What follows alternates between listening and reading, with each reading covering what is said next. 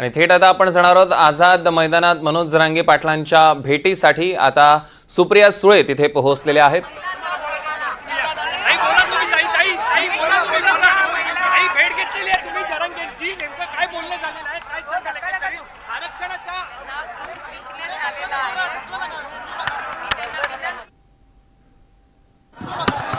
विनंती केली आहे की डॉक्टरांची सविस्तर माझी चर्चा झाली। 4 दिवस त्यांनी काही खाल्लेलं नाहीये आणि त्यांना प्रचंड वीकनेस आलेला आहे आणि डॉक्टरांचं तेच म्हणणं होतं की अन्न 4 दिवस काहीच पोटात न गेल्यामुळे त्यांना ट्रिमेंडस वीकनेस असं फिलिंग येत आहे, म्हणजे थकल्यासारखं वाटतंय त्यांना, म्हणून त्यांना आराम करत होता। मी त्यांना म्हणत होते उठूच नका, पण सरपंचांचा आग्रह होता म्हणून 2 मिनिटं मी त्यांना म्हणले काळजी करू नका, तब्येतीची काळजी घ्या। सगळ्यांच्याच जबाबदाऱ्या आहेत, घरातले पण काळजी करत असतील ना अर्थातच। त्यामुळे आणि त्यांचं म्हणणं होतं की बीएमसीला मी विनंती करावी। मी कालही बीएमसी कमिशनरांना कॉन्टॅक्ट केला होता, आजही त्यांची मागणी आहे की बीएमसी कमिशनरांनी थोडा या भागामध्ये स्वच्छतेचा मोठा प्रश्न येतोय, तर स्वच्छता, टॉयलेट्स, आता महाराष्ट्रातून सगळेच जे प्रेम करतात सगळ्याच लोकांनी मिळून अन्नाचा प्रश्न आता बराचसा सुटलेला आहे।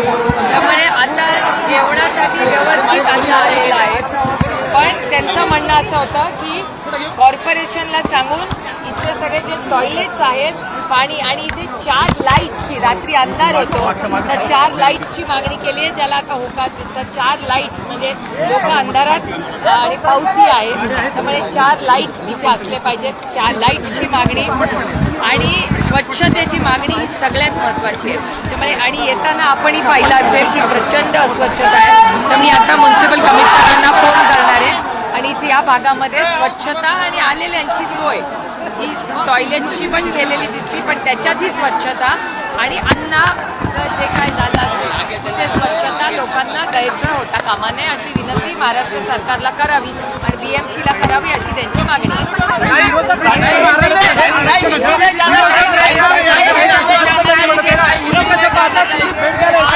बघा मी तुम्हाला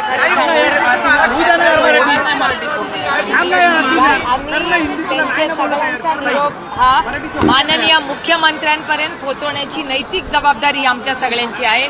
माझी हात जोडून महाराष्ट्राच्या माननीय मुख्यमंत्र्यांना आणि दोन्ही उपमुख्यमंत्र्यांना विनम्रपणे माझी विनंती आहे की सगळ्या पक्षांना बोलवा, तातडीने ऑल पार्टी मीटिंग करवा आणि त्यातून पाहिजे असेल तर लगेच 1 दिवसात अधिवेशन बोलवा आणि हा निर्णय मार्ग काढा। जर सरकारला करायचं असेल तर काय अवघड नाही करणं आणि सगळ्याच पक्षाच्या लोकांनी बघते तुम्ही तुमचं सगळ्यांचं कव्हरेज, मी आत्ता पण माहिती घेतली आहे सगळ्यांची, सगळेच लोक येत आहेत तिथे भेटायला, कुणाचाच विरोध नाहीये। जर कुणाचाच विरोध नसेल तर माननीय मुख्यमंत्र्यांनी तातडीने कॅबिनेटमध्ये निर्णय घ्यावा आणि गरज पडली जर काही करायचं असेल कॉन्स्टिट्यूशन अमेंडमेंट वगैरे तर तातडीने त्यांनी एक असेंब्लीला उद्या बोलवावी, काय अडचण आहे। असेंब्ली अर्जंटली बोलवून टाका, दिवसभर नाही 24 तास चर्चा करा आणि पास करून टाका, काय अडचण आहे।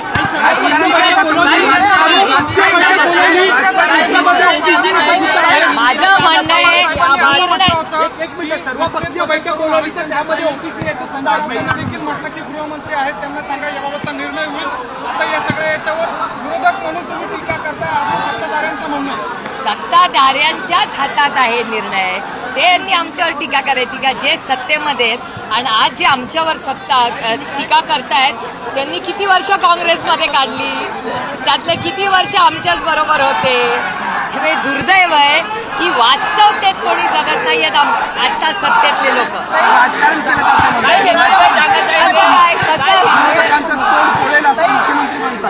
मला एक सांगा, 2018 मध्ये का कुठल्या वर्षी देवेंद्रजीच म्हणले होते ना, त्यांचं असेंब्ली मधलंच भाषण आहे ना, बरोबर आहे ना।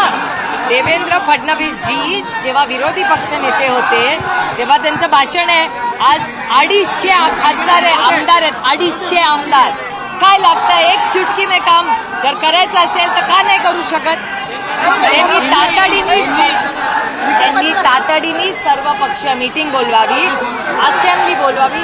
एवढा मोठा मॅन्डेट महाराष्ट्राच्या मायबाप जनतेने त्यांना दिलेला आहे, त्याचा वापर कॉन्ट्रॅक्ट किंवा मोठे रस्ते करायच्या ऐवजी समाजाच्याच साठी करा अशी माझी विनम्र एक पहिलं मराठी ओबीसी नेते सुद्धा या सर्वपक्ष बैठकीमध्ये येणार आहेत. त्यामुळे ओबीसी मधून जे आरक्षण हवंय त्याला ओबीसी नेते मान्यता देतील असं वाटतं. अहो चर्चा तर झाली पाहिजे. लोकशाही आहे. अजूनही हुकुमशाही नाही आणि आम्ही हुकुमशाही होऊ देणार नाही. आमचं म्हणणं आहे चर्चेला आम्ही सगळेच तयार आहेत. तर माननीय माझी विनम्र विनंती आहे महाराष्ट्राच्या माननीय मुख्यमंत्र्यांना की सगळ्यांना बोलवा आणि मार्ग काढा.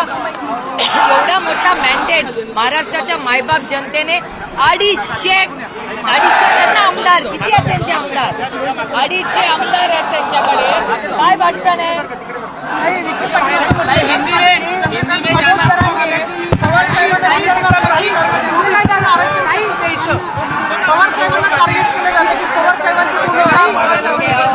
बघा ना विरोधी पक्षात आले तरी ते सगळं आदरणीय पवार साहेबांकडूनच लोकांची अपेक्षा आहे.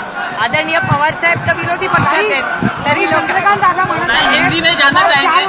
मराठी पहिले